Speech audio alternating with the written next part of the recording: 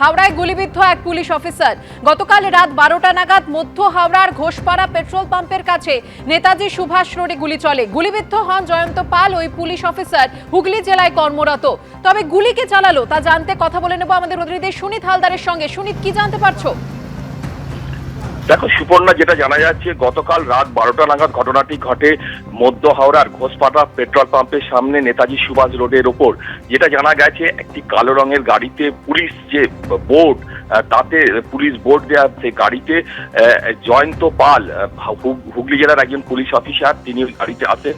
তার সঙ্গে তার এক বান্ধবীও ছিলেন বলে জানা যাচ্ছে।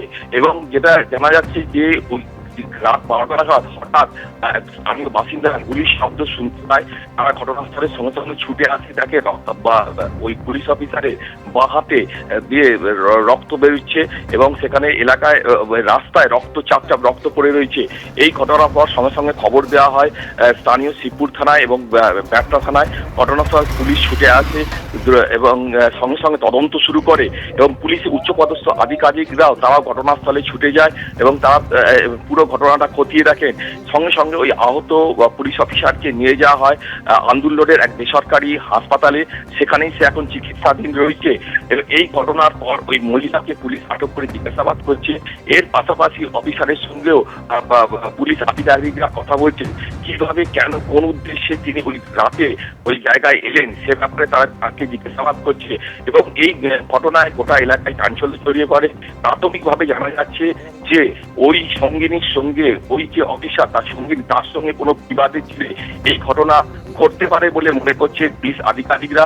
গোটা ঘটনার তদন্ত শুরু করেছে এবং ওই এলাকার যেসব সিসিটিভি ফুটেজ সেগুলো কিন্তু সংগ্রহ করেছে পুলিশ। এবং এই নিয়ে এখনো পর্যন্ত কিন্তু পুলিশের পক্ষ থেকে মুখ খোলা হয়নি, তবে পুলিশ গোটা ঘটনার তদন্ত শুরু করেছে। একেবারেই শুনি, তুমি আমাদের সঙ্গে থাকো। গতকাল রাত 12টা নাগাদ মধ্য হাওড়ার ঘোষপাড়া পেট্রোল পাম্পের কাছে নেতাজি সুভাষ রোডে গুলিবিদ্ধ হন জয়ন্ত পাল। পুলিশের বোর্ড লাগানো গাড়িতে চড়ে ওই এলাকায় আসেন জয়ন্ত, সঙ্গে একজন মহিলা ছিলেন। পুলিশ সূত্রে খবর, গুলির আওয়াজ শুনে স্থানীয়রা ছুটে আসেন। খবর যায় শিবপুর ও ব্যাটরা থানায়। ওই পুলিশের বাঁ হাতে গুলি লাগে, তাকে হাওড়া বেসরকারি হাসপাতালে ভর্তি করা হয়েছে। ঘটনার সঙ্গে পুলিশ অফিসারের সঙ্গিনীর কোনো যোগ রয়েছে কিনা খতিয়ে দেখা হচ্ছে। আমাদের প্রতিনিধি যেমনটা জানালেন, এলাকায় যে সমস্ত সিসিটিভি ফুটেজ রয়েছে সেগুলি সংগ্রহ করা হয়েছে। তবে কি কারণে গুলি চালানো হলো তা এখনো স্পষ্ট নয়। আরো একবার কথা বলবো আমাদের প্রতিনিধি সুনীত হালদারের সঙ্গে। সুনীত, পুলিশ সূত্রে আর কি জানা যাচ্ছে? দেখো এই মুহূর্তে যেটা জানা যাচ্ছে যে পুলিশ কিন্তু আলাদা করে ওই মহিলাকে এবং পুলিশ অফিসারকে জিজ্ঞাসাবাদ করছে। দুজনের মধ্যে কোনো বিবাদ থেকে এই ঘটনা কিনা সেটাই কিন্তু এখন এটাই পুলিশ খতিয়ে দেখছে। এ ব্যাপারে হাওড়া সিটি পুলিশের যারা গোয়েন্দা আছেন তারাও জিজ্ঞাসাবাদ করছে এবং উচ্চ পদস্থ যারা আধিকারিক আছে তারাও কিন্তু জিজ্ঞাসাবাদ করবে। এবং যেটা জানা গেছে যে জয়ন্ত পাল কিন্তু হুগলি জেলায় দীর্ঘদিন কর্মরত এবং তিনি ওই জায়গায় সিনিয়র অফিসার।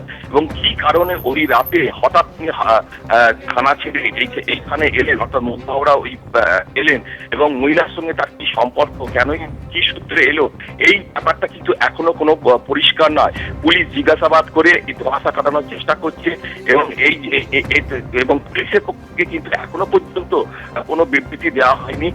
পুলিশ তদন্ত করে দেখছে, এখনো এইটুকুই জানা গেছে। এবং বিভিন্ন এভিডেন্স অর্থাৎ প্রমাণ তিনি পুলিশের পক্ষ থেকে সংগ্রহ করা হচ্ছে। এর পাশাপাশি জানা যাচ্ছে যে ওই গাড়িটা পুলিশের কিনা বোর্ড লেখা সেটাও খতিয়ে দেখা হচ্ছে।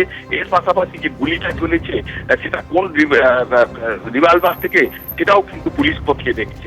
ধন্যবাদ সুনীত।